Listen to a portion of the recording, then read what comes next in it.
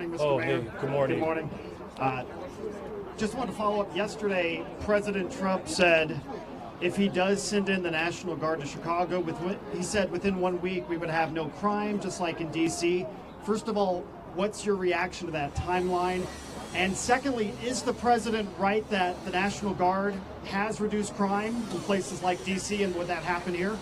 Well, again, the city of Chicago is not calling for the occupation of our city, right? It's illegal and it's unconstitutional.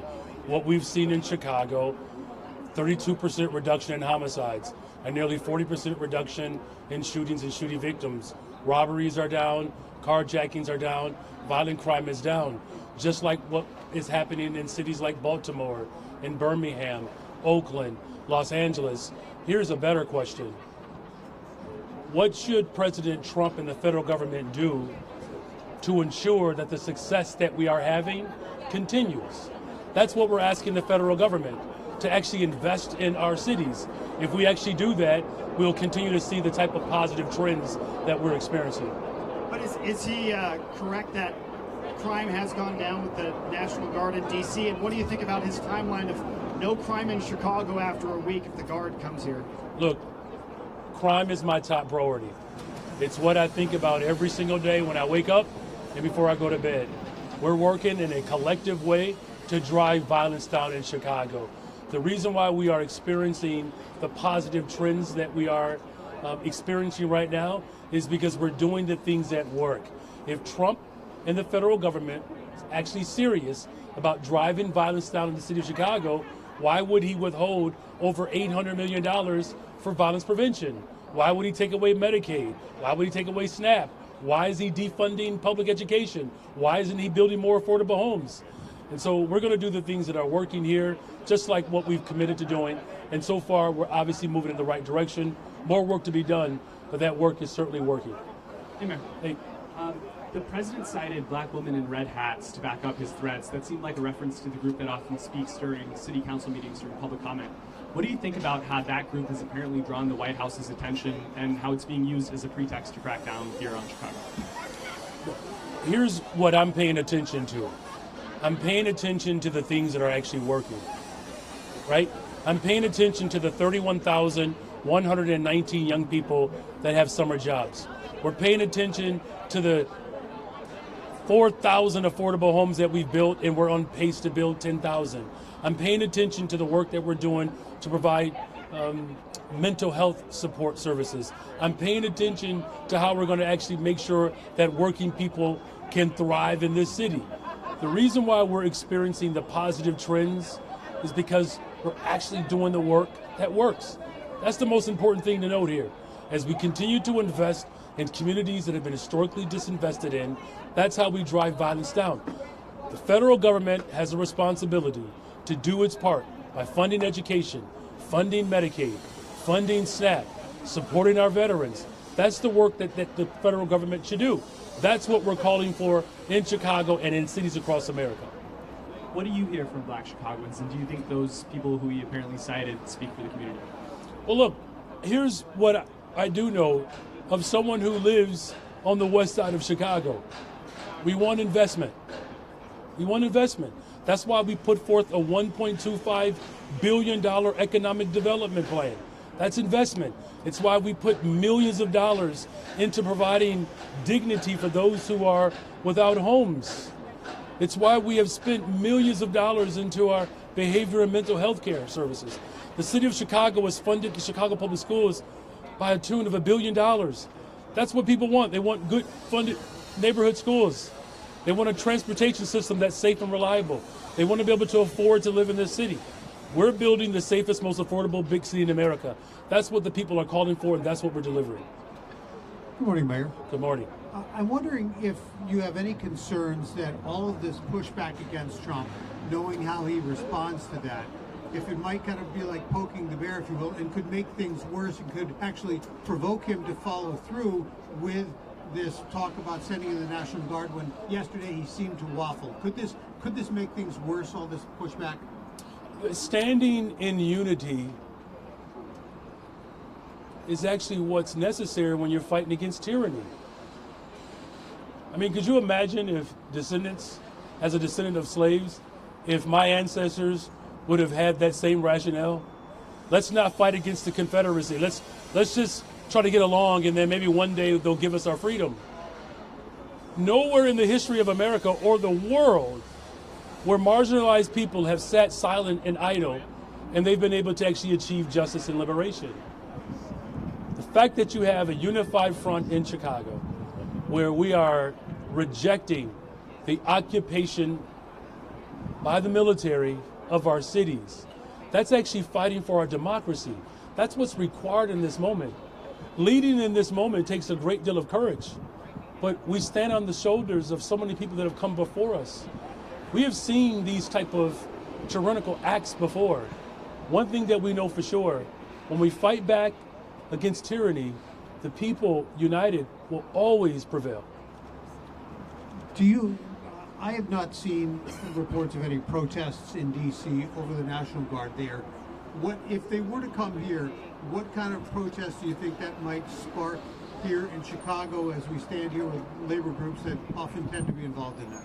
Well, look, the good thing about Chicago is that the faith and the labor community are united in terms of how we work to secure access to public accommodations, right? We're all united around funding our education system, our transportation system, housing, healthcare, good paying jobs, and environmental justice. And so I know that the people of Chicago understand the constitutional privilege of being able to elevate your voices, to be able to protest in a peaceful way. That's what I'm calling for. That's what the city of Chicago is known for. And we're confident that as we continue to unite around our shared values, that we're going to prevail even in these most difficult times. Hi. I know the message has been, don't come here, we don't want you here. If they do come here, how's the city planning for that, preparing for that? Have you spoken to, Karen Bass or DC Mayor on what to expect? Well, first of all, I've been in constant communications with my superintendent of police. And, of course, I'm not going to reveal all of our tactics, but what I can say is that we have strategically placed a plan to allow for residents, one, to be educated and to know their rights, but to ensure that we're maintaining and keeping the peace.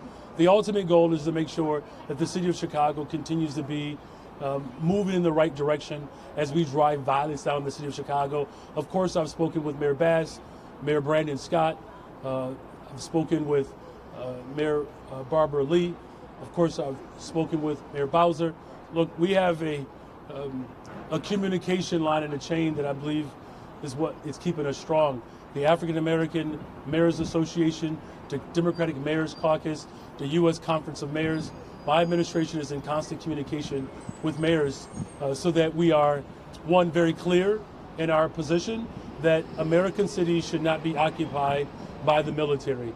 That is first and foremost. It's illegal, it's unconstitutional, it's costly, and it's a disruption to what we know is sensible about our country. In your conversations with Superintendent Snelling, would you want the, CPD to know where troops would be, if they are here, National Guardsmen, to, not just set up a patrol without talking to CPD about it? Do you expect that to be the case? Well, I mean, you would hope. Unfortunately, this whole operation is uncoordinated, uncalled for, and unsound. We always work better together when we're in communication with one another. We have collaborated with the federal government to get guns off the streets of Chicago. Just a few weeks ago, we seized over 150 guns that were trafficked in from Indiana and Mississippi. So we're always stronger and better off when that coordination takes place. But thus far, that has not been the commitment from the federal government. How you doing, Mayor Johnson? Hi, how you doing? I'm good. You talked, and the governor has talked, and Kwame Raoul talked yesterday about the partnerships that the city has had with federal partners, particularly on the law enforcement side. If indeed the president sends federal law enforcement resources into Chicago, how do you expect those partnerships to be affected going forward? And will the CPD be less willing to cooperate with the FBI and the DOJ? Again, as I said, when we're talking about getting guns off the streets of Chicago, human trafficking. There are a number of issues that we already coordinate together on, right? And there's a reason why, we have a homicide reduction of 32% is because we're collaborating. That is the collective work that I have to continue to hone and bring people together around. What we have seen thus far is a lack of communication from the federal government. There's always a willingness to coordinate and to cooperate when we're talking about getting guns off the streets of Chicago, when we're talking about getting illegal drugs off the streets of Chicago. There are efforts that are constantly ongoing. We just have not been given the courtesy by the federal government in this regard with absolutely communicating with me or my superintendent of police. Morning. Good morning. So something a little different. Certain candidates vying to fill Walter Burnett Jr.'s old 27th Ward seat allege that they were only given 7 days to apply for the position while the younger Burnett was given nearly a month. So what checks and balances are in place for the process to ensure that there is a level playing field where a dynasty appointment is not a done deal? The check and the balance is that the committee that we formed ensures that the expectations that the residents of the 27th Ward are met when we're going through this vetting process. Look, everyone had an equal opportunity to be able to apply for this vacancy, just as they have had in the past with other mayors.